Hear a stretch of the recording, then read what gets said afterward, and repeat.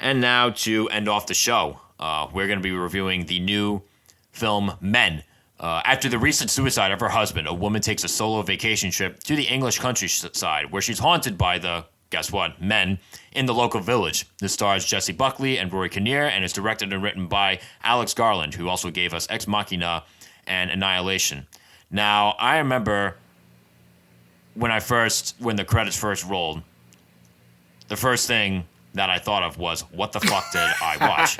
What did I just watch? I remember walking out of the theater, and I literally said out loud to the lady handing out, like, those surveys. Like, every now and then when you go to the movies, like, there's someone standing out there with, like, those little cards with, like, surveys. Like, you fold over certain sides of the card to show how much you like the movie, what you thought, and everything like that. I remember, like, talking to the lady outside. I'm like, here, I'm going to hand you my survey. I'm going to go see if I can find a therapist in the bathroom. Because it was... This movie. It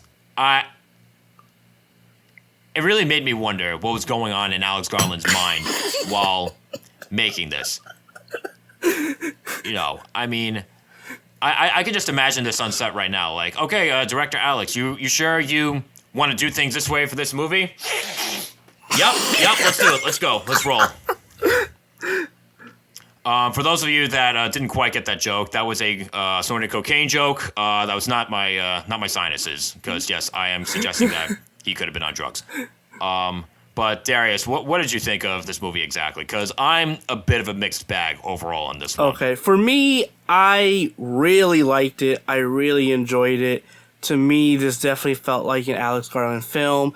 And I liked the themes he was playing at, because I think one of the aspects I love about his films was that normally he takes themes and he takes these ideas and he implements it in the films in a way where you don't have a clear answer after viewing it. I got that from Ex Machina. I got that from Annihilation. You get that from them, that you don't always get a clear answer, but you also get more questions, and it's that thing where you just start thinking over and over and over again of like what this means, what it could be. There are a lot of metaphors and certain symbolisms that I think he implemented in a way that for me, I really liked and I thoroughly enjoyed. And again, how my brain works, I was just like, wow, he did this. That's interesting the way he did it like this. And for me, man, I actually really like this movie. Is it my favorite Alex Garland film? No. But I did really like this movie a lot because of some of the themes that they were playing at that I found so interesting, especially in today's society, actually. So, there are a lot of things about this film that is still very confusing to me. There are certain thematic elements, talks about misogyny and survivor's guilt, and I felt like those themes were done in a way that wasn't forced. But at the same time, there are certain plot aspects that kind of made it all get lost in translation somehow. Like, I kind of understood, and I had theories on what was attempted, but it felt like they forgot to connect a bunch of dots in order to get to where it was they were trying to get to. Like, certain things I got, but most of the things I'm still like, all right, what's going on here? What happened here? But one positive aspect about this film was that, considering how weird and confusing it was and ambiguous it was, I was talking about this the entire car ride home with my brother and my friend Roberto. They endured this movie with me. Yeah, like I said, this movie, and again, the first thing that actually went to my mind after I saw it was the yin and yang, and really a mixture of masculinity and femininity, and how maybe it correlates and how it's both destructive and non-destructive in their own unique ways. And you see that from the men in the town that she was in. You see almost the different aspects of man, and then even some of the aspects of being a woman, or, certain aspects of seductiveness and sultry and this and that and the other, and how it all plays and correlates into this idea of grief, and how this grief that she's going through may not be as in this mentality of just, I'm nothing at fault or whatever. And again, this isn't me saying to all the women out there listening that this is how I think. No, but it's just, this is just how the movie presented itself when it came to some of the features of masculinity and femininity, and not in a way of toxic masculinity, but more as in the pros and cons of both aspects and how it can be manipulated and twisted in certain ways that may be very unhealthy as well in a relationship, and because of what happens in the movie in her case. So again, there is a lot going for it. I do agree it kind of got lost in itself, especially in the middle, but I also liked how he used visual effects with the faces of some of these characters, and how it's, again, and how that kind of helped propel the story or the themes and ideas as he was trying to get out in this film. Again, Alex Garland, how I've always seen him was that in his movies was that there isn't a clear answer at the end.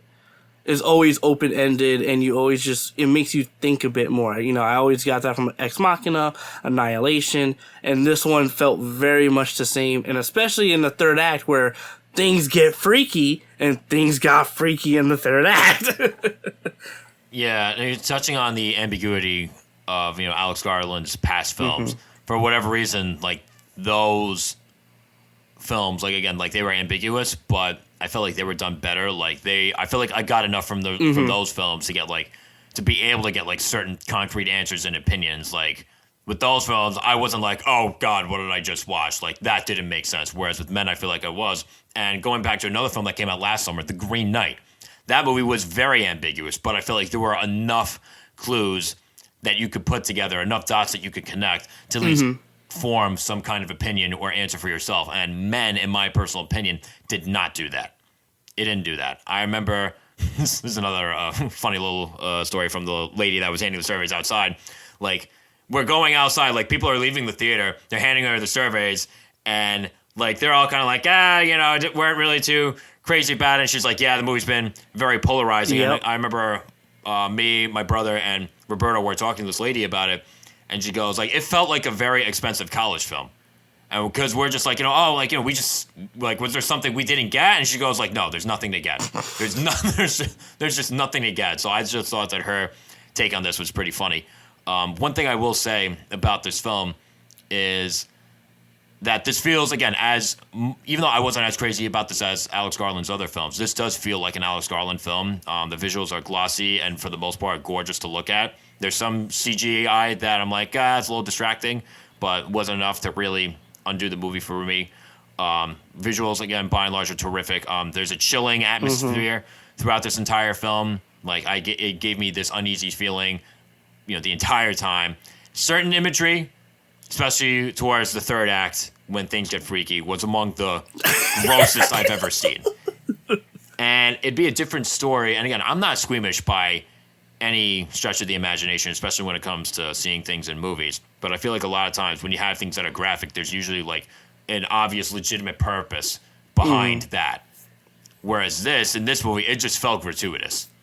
It just didn't feel necessary. And again, considering the fact that so much of this movie is ambiguous, I'm like, okay, like, that just felt, it felt unnecessary. You know what I mean? I do want to add to that, because as much as I did enjoy this film, I think I do agree with you that I think that how ambiguous and how vague this movie is overall does hinder the movie's actual plot structure and just how it moves throughout, because it's so vague. And another thought that came out that I had in my mind when I left the theater was, this movie, not a lot of people are going to like this.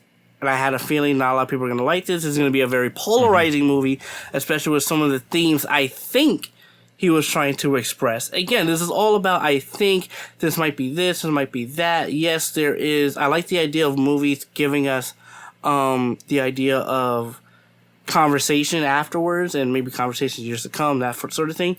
But this movie definitely felt as if that if you even tried to talk about the movie or what it is, it gets tiresome, because there's just so much vagueness that, like you said, the plots, the dots don't really connect all that much. And I do agree with even the visual effects towards the end.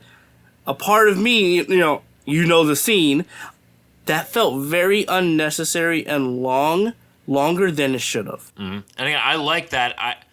I liked that I felt, it's weird. I liked that I felt off watching this movie. Like, I felt like I liked that, you know, I didn't know what was going to happen. I kept guessing what was going to happen, and I was almost always wrong.